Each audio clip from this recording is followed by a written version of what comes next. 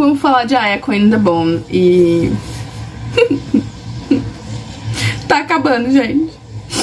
Tá acabando. Depois desse aqui faltam 2 livros e a autora tá escrevendo o 10º. Gente, chegamos à guerra. Né? Aqui o livro se passa em 1777 e a gente tem a Declaração da Independência dos Estados Unidos, que é o famoso 4 de julho. Então a gente tem muita personalidade histórica aqui, muita história acontecendo. E lógico, Claire e Jamie são importantes para isso, né? Para quem leu, sabe que algo aconteceria em 1777, algo muito terrível, né? Então a gente vai ficar aliviado que não acontece e que tá tudo bem, né? E eu tive ali alguns momentos de lerda, porque a gente tem meio que uma troca de cartas, vamos dizer assim, entre o passado e o futuro. E eu fiquei meio, como é que isso estava acontecendo? Depois demorou pra eu entender por que isso estava acontecendo, né? Algumas revelações sobre a linhagem do Fergus, algumas reviravoltas, né? Algumas pessoas do passado que eu achei que nunca fossem se encontrando, e eu fiquei chocada com a Diana fazendo isso. Eu não esperava que essas interações fossem acontecer. A gente tem o Willie, o filho do Jamie, na guerra, e o Jamie resolve não lutar porque ele lutaria contra o filho, né? Ele teria que fazer parte do exército americano e não do exército inglês, porque ele meio que é um rebelde. Isso tá na personalidade do Jamie, e ele sabe muito bem o que vai acontecer, porque a Claire já contou. Então ele não aceitaria lutar contra o próprio filho, então eles vão ter que tomar uma decisão que vai mudar tudo, né? Eles vão decidir, depois de um acontecimento no rancho deles, voltar pra Escócia. Então a gente vai ter toda uma viagem ali, a gente vai ter a guerra acontecendo, a gente tem a viagem deles pra Escócia, a gente tem personagens que a gente não sabia como estavam aparecendo novamente, a gente tem mortes que a gente não gostaria, pra variar só um pouco.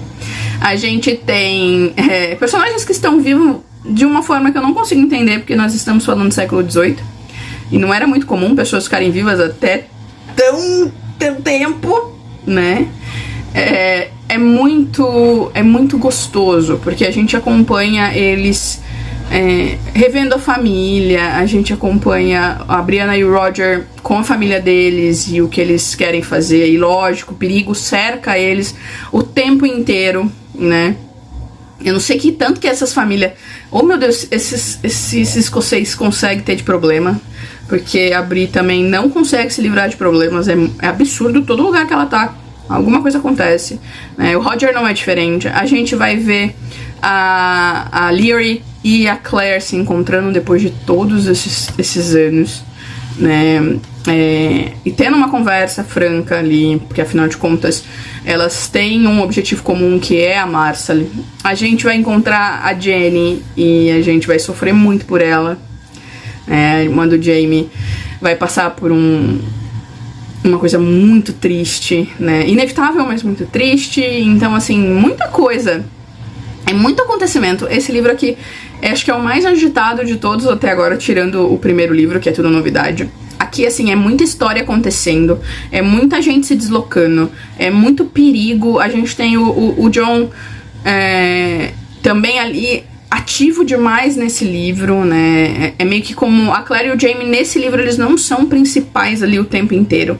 A gente se preocupa com todo mundo, é muita coisa. Então a gente tem o Willie na guerra, a gente tem o John na guerra, a gente tem o Jamie e a Claire não querendo lutar, então tendo que tomar uma atitude pra sair dos Estados Unidos, porque não tem como continuar ali, né? A gente vai ver o que tá acontecendo na Escócia. A gente tá tanto no passado quanto no presente, a gente acompanha muitos núcleos, né? É muita coisa acontecendo, e eu vi, né, uma pessoa falando, e eu tenho que concordar com ela. O livro começa devagar, como sempre, né? A gente tem ali capítulos longos, bem desenvolvidos e tudo mais, e quando a gente vai chegando no final, é tudo muito rápido. Pra quê? Pra gente ficar com vontade de ler o próximo livro, que é basicamente isso que tá acontecendo. É muito, muito maravilhoso.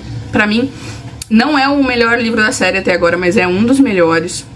Porque ele traz de volta a dinâmica, né, de acontecimentos. A gente não tem mais só a história dos dois ali, os acontecimentos só ali no núcleo deles. A gente tem coisas acontecendo no mundo todo e que impactam a vida deles. Então, assim, eu tava precisando de um livro de Outlander com um pouco mais de ação, né, um pouco mais dinâmico. E aqui a gente tem isso. Mas se prepara, que você vai sofrer, não tem como. A não ser que você tenha coração peludo. Se você não tiver coração peludo, você vai chorar em várias partes desse livro, certo? Então é isso, a gente se vê no próximo. Tchau!